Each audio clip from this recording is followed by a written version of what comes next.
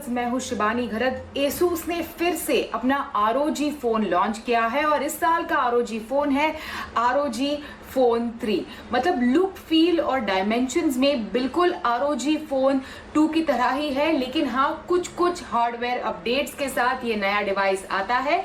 For example Asus का ROG phone 3, इसमें है क्वालकॉम स्नैपड्रैगन 865 प्लस और साथ ही इंक्लूडेड है इसमें गेम कूल 3, एक हीट डिसिमिनेटिंग सिस्टम जो खास कर आ रही है एक रीडिजाइन 3D वेपर चेंबर के साथ। तो कैसा है ये फोन और क्या ये डिवाइस अगर आप एक गेमर है तो आपको कंसिडर करना चाहिए या नहीं कंसिडर करना चाहिए, आज मैं आपको इसके फर्स्ट इंप्रेशंस देने वाली हूं।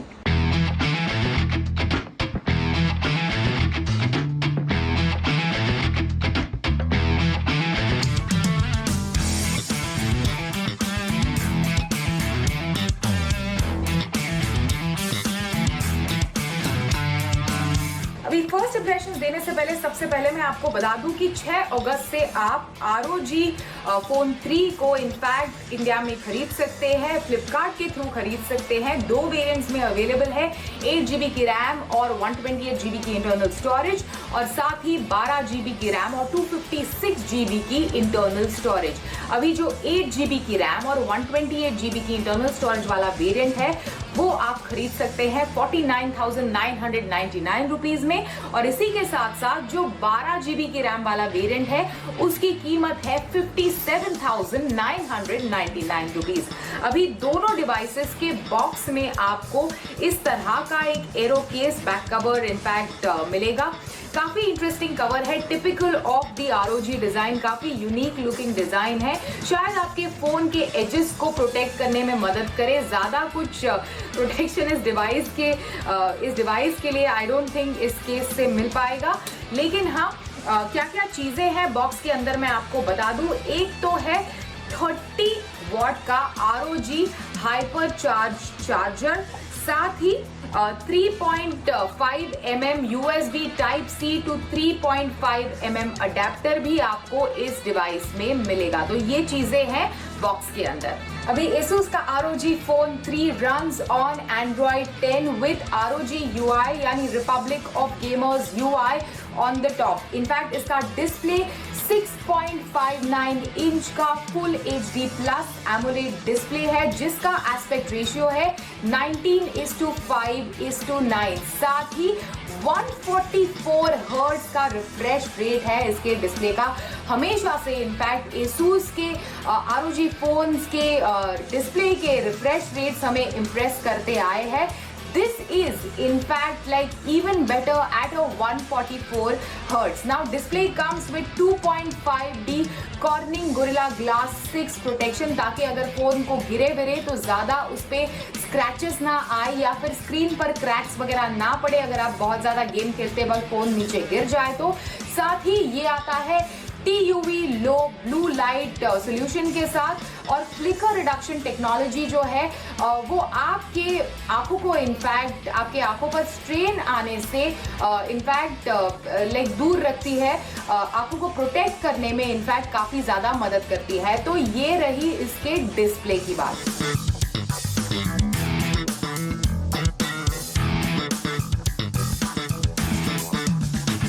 डिजाइन के बारे में अगर आप बात करें तो बिल्कुल ROG रिपब्लिक ऑफ गेमर्स का लोगो पीछे की तरफ दिया गया है which we have seen in the previous ROG devices also। Phone थोड़ा बल्कि है और क्यों ना हो 6000 mAh की बैटरी इस डिवाइस में दी गई है। No matter how much would they try, इतनी ज्यादा टेक्नोलॉजी पैक्ड इन है इस गेमिंग फोन में। Of course the phone is going to be बल्कि, तो इमीडिएटली आप महसूस करेंगे कि फोन काफी बल्कि है। पीछे की तरफ अगर आप देखें तो बहुत ही ज्यादा ग्लॉसी डिजाइन है इसमें, लेकिन हाँ मैं कहूंगी बिल्कुल भी फिंगरप्रिंट मैग्नेट नहीं है। बार बार अगर आप इस फोन को टच करें तो भी इसमें ज्यादा फिंगरप्रिंट्स नहीं आते, ये आप महसूस करेंगे। साथ ही नीचे की तरफ चार्जिंग के लिए USB C टाइप पोर्ट दिया गया है। जो साइड में इनफैक्ट है, जो इनफैक्ट एक बहुत ही इनोवेटिव सोल्यूशन खासकर गेमर्स के लिए इनफैक्ट ROG फोन में सबसे पहले दिखा था 2 साल पहले जब पहला ROG डिवाइस लॉन्च हुआ था।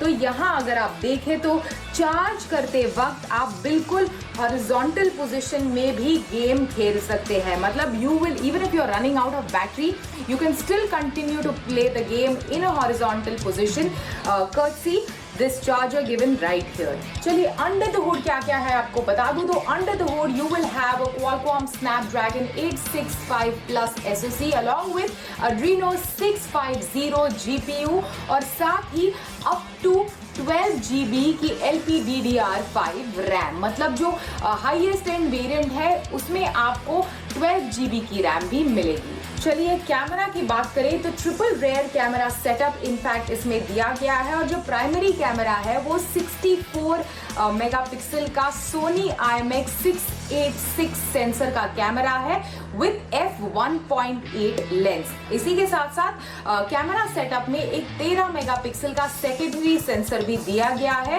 With a 125 degree wide angle और एक 5 मेगापिक्सल का सेंसर भी है विद f2.0 मैक्रो लेंस। अभी क्लियरली ROG फोन 2 के मुकाबले एक बड़ा अपग्रेड, एक बड़ा इंप्रूवमेंट है इन द कैमरा डिपार्टमेंट क्योंकि ROG फोन 2 में इनफैक्ट आपको आता था 48 मेगापिक्सल का प्राइमरी कैमरा और साथ ही 13 मेगापिक्सल का वाइड एंगल लेंस। तो कैमरा की डिपार्टमेंट में डेफिनेटली इंप्रूवमेंट हुई है। सेल्फी कैमरा की अगर हम बात करें तो 24 मेगापिक्सल का front selfie camera single camera है वो दिया गया है सामने की तरफ और साथ ही ये आता है f2.0 लेंस के साथ।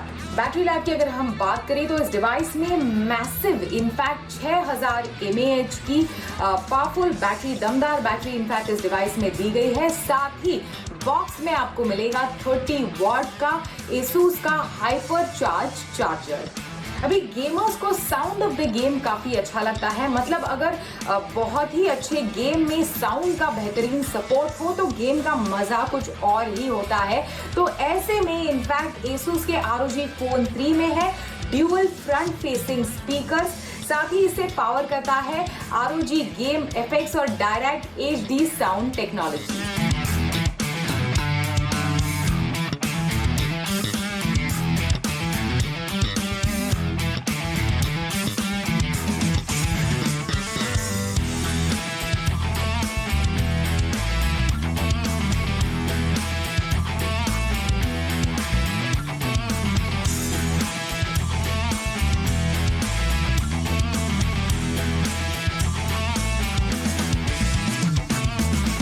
चलिए कुछ इंप्रूवमेंट्स हुए हैं ROG फोन 3 में as compared to ROG phone 2। सबसे बड़ा Qualcomm Snapdragon 855 plus in fact ROG phone 2 में था, इसमें Qualcomm Snapdragon 865 है। साथ ही रिफ्रेश रेट ROG फोन 2 का 120 हर्ट्ज का रिफ्रेश रेट था, इसमें जो रिफ्रेश रेट है that can go up to 144 hertz. साथ ही इनफैक्ट एक बड़ा इंप्रूवमेंट है कैमरा के डिपार्टमेंट में, इसमें एक 64 मेगापिक्सल का कैमरा दिया गया है जो पिछले वेरिएंट में केवल 48 मेगापिक्सल का कैमरा था।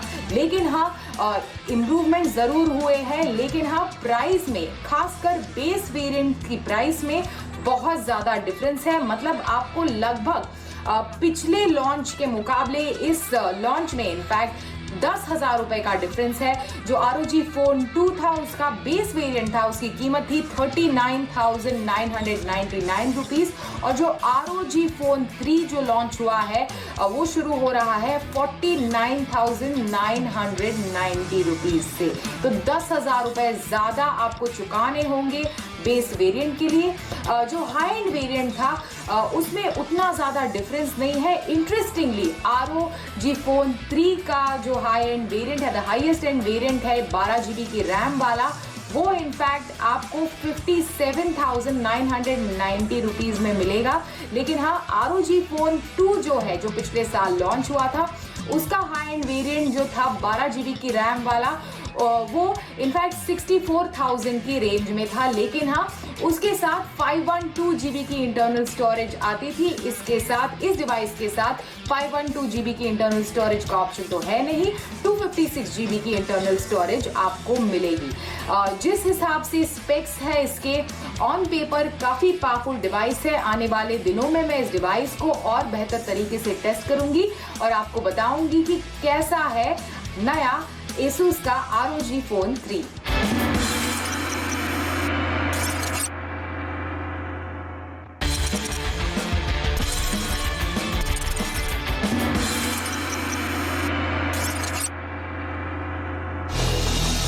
हेलो दोस्तों, मैं हूं यश भट्ट आपके साथ और Xiaomi की बात करनी है आज, क्योंकि Xiaomi ने Redmi Note 9 Pro और Redmi Note 9 Pro Max तो भारत में पहले से ही लॉन्च कर दिए थे और ये काफ़ी कम्पिटिटिव प्राइस पर काफ़ी अच्छे स्पेसिफिकेशंस ये फ़ोन्स देते थे। लेकिन अब हुआ ये है कि जो डॉलर रुपये का कन्वर्जन है उसमें ऊपर नीचे हुआ, GST रेट्स बढ़ गए, उन सब चक्करों में ये दोनों स्मार्टफोन के प्राइजेस ऊपर गए हैं। अब 15,000 के नीचे कोई अच्छा स्मार्टफोन Xiaomi के पास था नहीं, तो हाजिर है Redmi Note 9।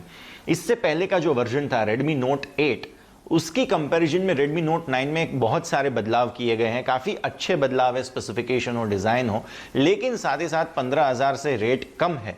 तो इसको बजट किंग कहा जा सकता है या नहीं, आज हमें यह देखना है। रिव्यू देखेंगे, सबसे पहले बात करेंगे डिज़ाइन की।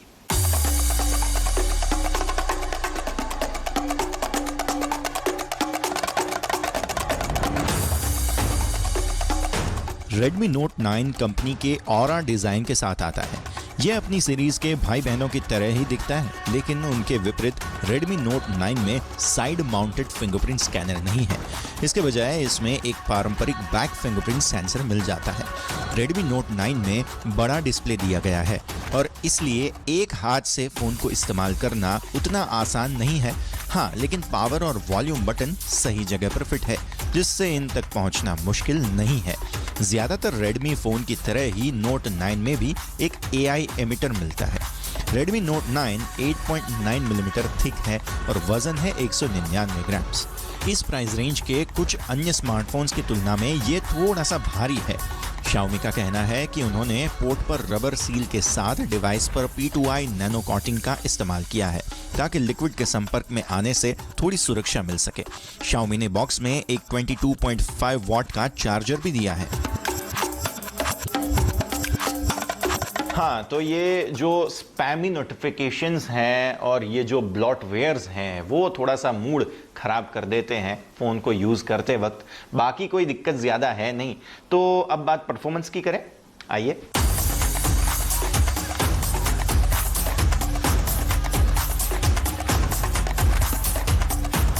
Redmi Note 9 अपनी सीरीज का सबसे बेस मॉडल है, इसलिए Xiaomi ने इस मॉडल के लिए MediaTek Helio G85 चिपसेट को चुना है। ये एक ऑक्टा कोर प्रोसेसर है। ग्राफिक्स के लिए इसमें 1 गीगाहर्ट्ज पर सेट Mali G52 GPU मिल जाता है। Redmi Note 9 में Full HD प्लस रेजोल्यूशन और Corning Gorilla Glass 5 प्रोटेक्शन वाला 6.53 इंच का डिस्प्ले मिलता है। Redmi Note 9 के 3 वेरिएंट है। 64GB स्टोरेज के साथ 4GB रैम, जिसके दाम है 11,999 रुपये।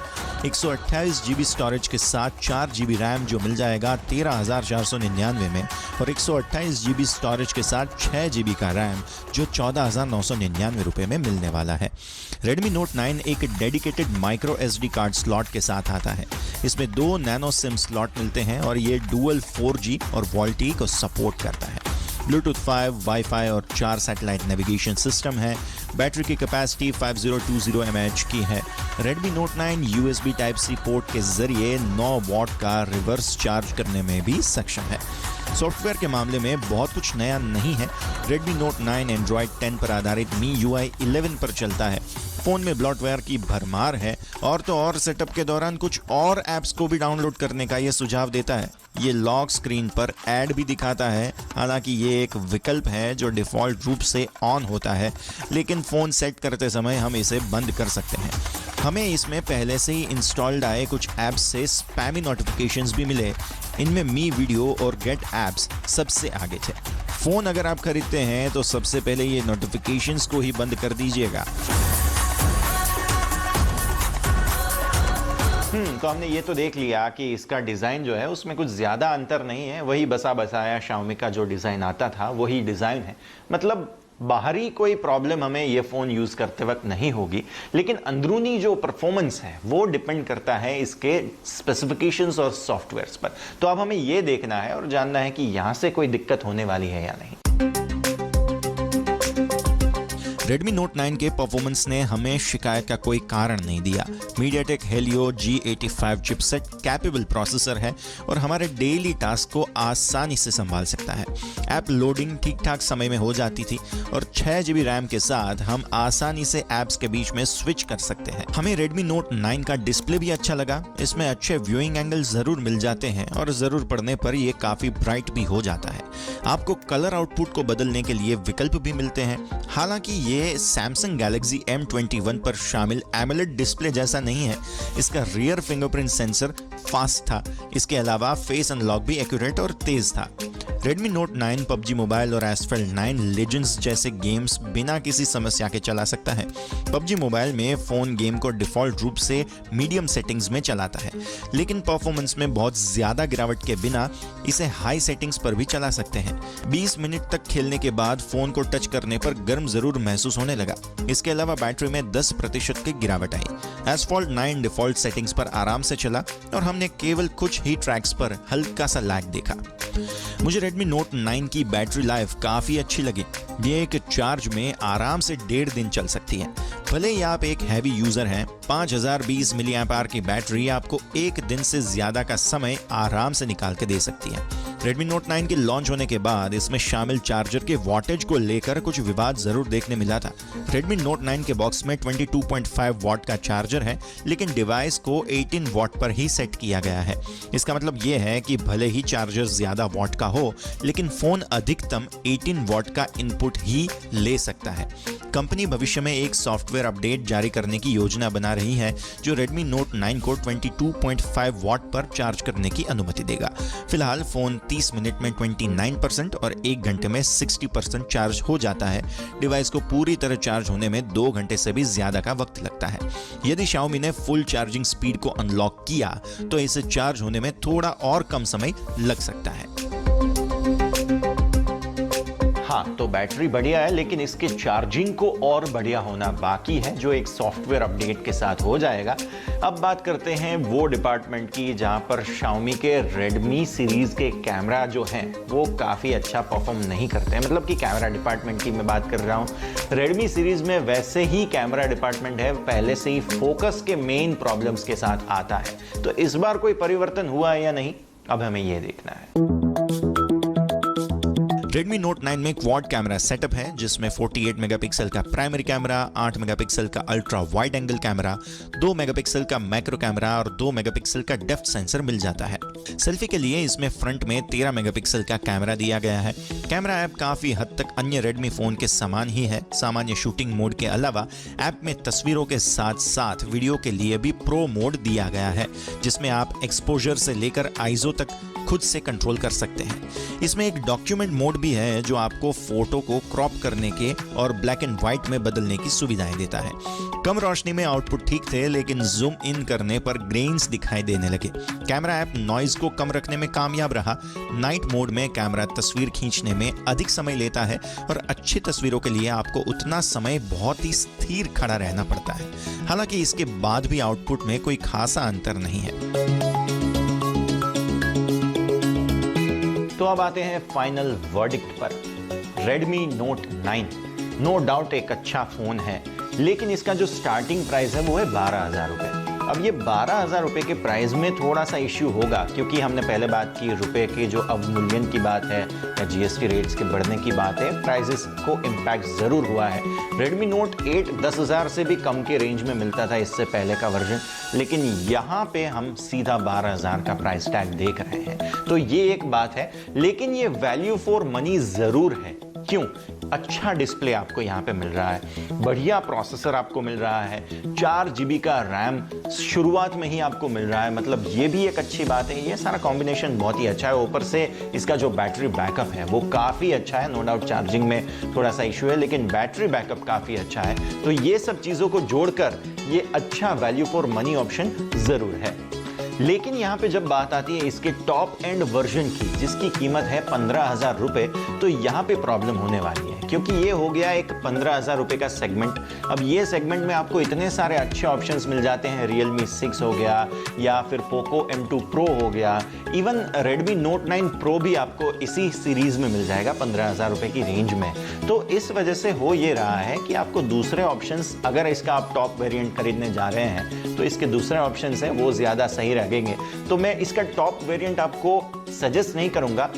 Redmi Note 9 की जहां तक बात आती है, फ़ोन पिक डेफिनेटली है, लेकिन इसके टॉप एंड वेरिएंट को हम रेकमेंड नहीं कर रहे हैं और प्राइसिंग की वजह से थोड़ी सी बात यहां पे बिगड़ ज़रूर सकती है।